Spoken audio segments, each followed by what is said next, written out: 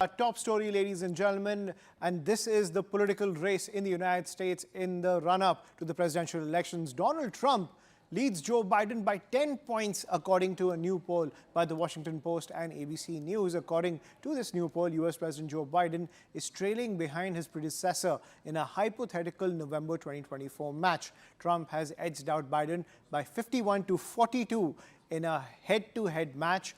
Not only this, but the poll also indicates that Trump is way ahead of his other Republican rivals in the party's presidential election. Now, remember, he has blown all those contenders out of the water. Not to forget that recently, two of the Indian-American Republican candidates, Nikki Haley and Vivek Ramaswamy, have gained popularity and momentum in the presidential race, but Donald Trump is far ahead of both of them. But other outlets have called this poll an outlier, but this has given that kind of momentum boost to not just the right-wing media, but also other Republican voices within the entire ecosystem of American politics.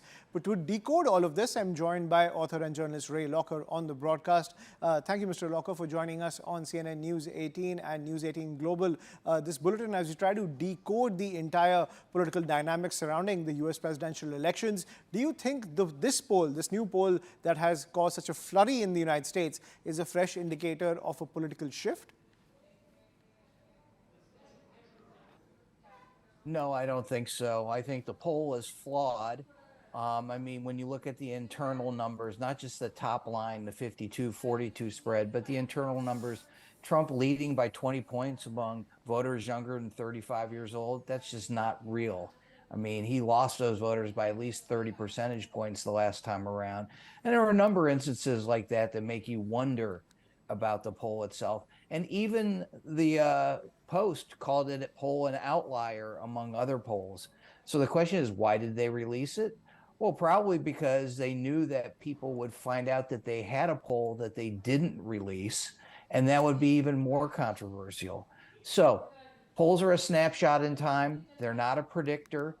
Maybe this was an accurate snapshot, but I think it was probably more of a blurry one than anything that you can really take to the bank in terms of long-term information.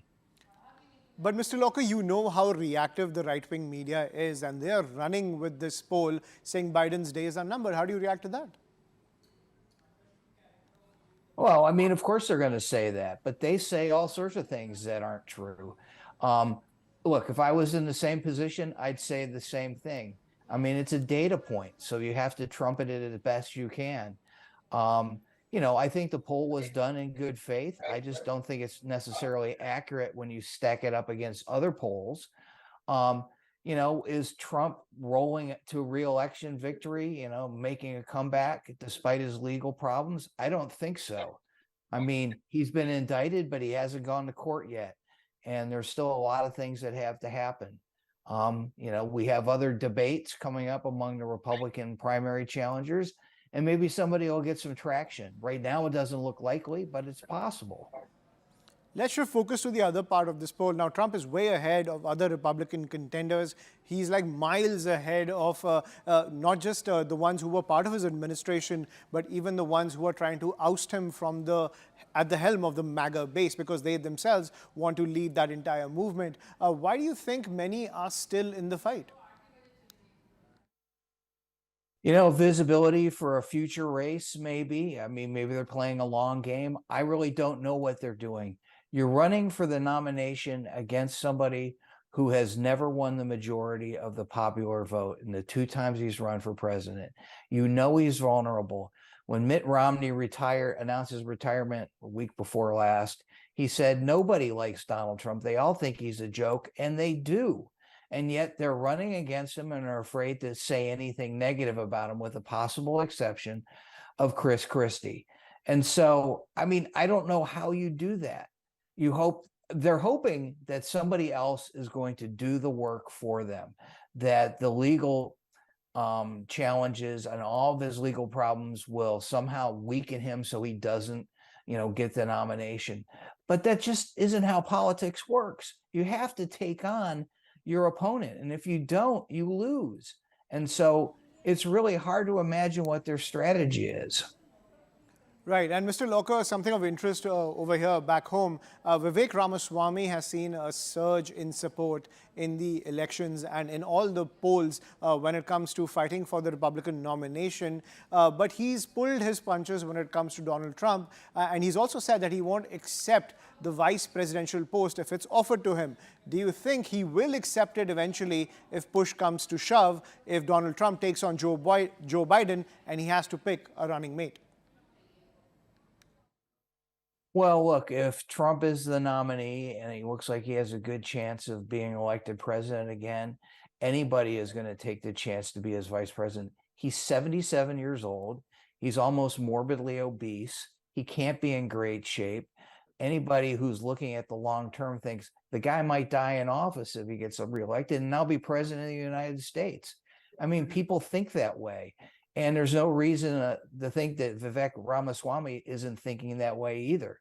I mean, the reason why he's having problems now is he doesn't have, a decades-long record in the public eye. People never heard of him until a few months ago, and so that's what happens to people like that. So it's just a lot different. Anybody says they don't want to be on the ticket until they're actually asked to be on the ticket. And then they say, yes, sure, I'd love to.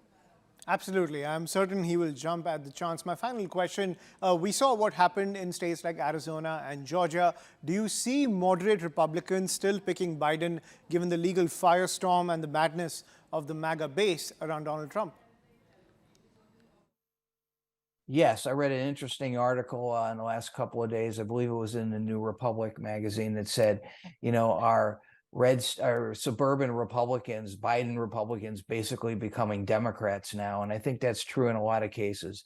You look at Arizona and Georgia, both states changing demographically, becoming far more diverse than they used to be. You look at the greater Atlanta area, I mean, it's unrecognizable from what it was 30, 40 years ago. It's tremendously diverse. You can get all sorts of kinds of food from around the world, see signs in different languages. It's just a lot different. It's not the Georgia that people think of the civil rights era, of even Jimmy Carter. Same is true in Arizona, far more Latino than it used to be, more Asians. It's just a changing place. And so I think that change is going to continue. The only thing that could stop it is a surge for Trump among white Republicans, white voters in general. It's not out of the question, but I don't think it's likely. So we'll have to wait and see how that plays out. Thank you, Ray Locker, for joining us on CNN News 18 and sharing your perspective on the political dynamics in the United States.